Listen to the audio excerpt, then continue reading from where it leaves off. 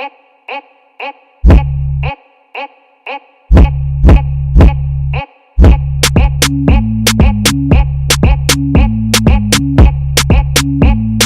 the next three phrases are phrases to say what's up in Dominican Spanish. Now, keep in mind, these are separate phrases. Even though in the beginning of the video, I used all three of these phrases, they're their own phrase. So, que lo que is a phrase that you'll hear. So if I see you in the streets, I'll say, que lo que, or somebody will say, que lo que, como estás? Or dime a ver, that means the same thing, like tell me what's up, tell me what it is. And dame luz is like give me light. So dame luz is short for dame luz. And dime a ver is short for dime a ver. The next word is colmado. Colmado is like, if you've ever been in New York, it's like a bodega. But they don't call them bodega, they call them colmado. Now, if you've never been to New York, it's kind of like a convenience store, but it's not quite like a 7-Eleven. It's really like a bodega. Now, the next word or words are bacano or heavy. So they basically mean the same thing. They mean like cool. So ese tipo bacano, ese tipo heavy, they mean like the same thing, but they are different words. Next, we have the word hablador. Hablador. Now, hablador is liar, mentiroso, embustero, somebody that lies. You call them hablador. Now, the next word is harto.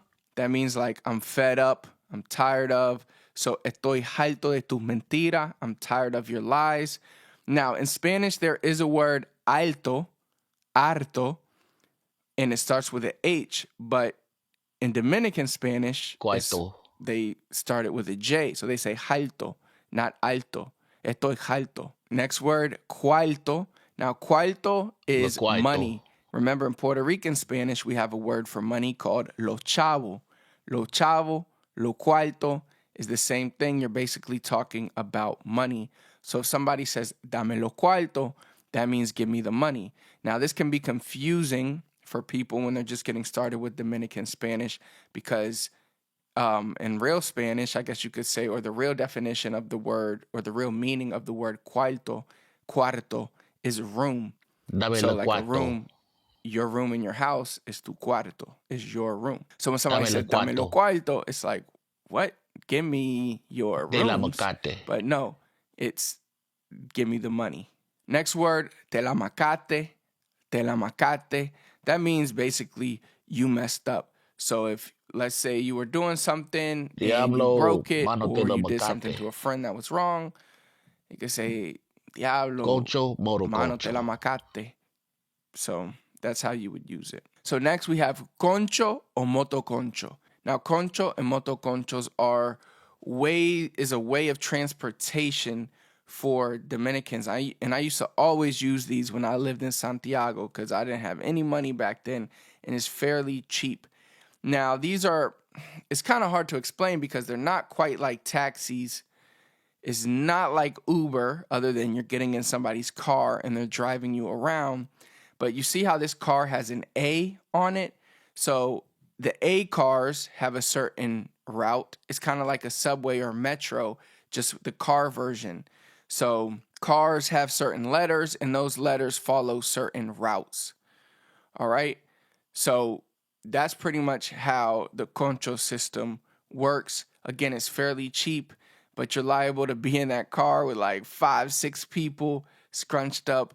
But those are memories that I'll never forget. I'll never forget being in conchos and motoconchos and just really living the Dominican life. It's something that I'll remember forever. Next, we have guachimang.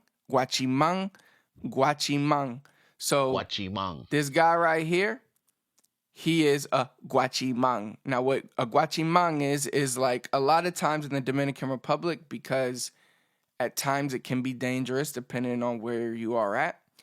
People will pay, especially like companies or richer people will pay to have a guachimang, which is like a security guard, but they hold like a shotgun like this guy has, or a gun. Usually it's a shotgun. and a lot of times they'll have another handgun on their waist, but they'll guard that area, whether it's like a area of stores or whether it's somebody's house or whether it's a gas station. If that gas station owner wanted a guachimang, then he could hire the guachimang to watch the store. So yeah,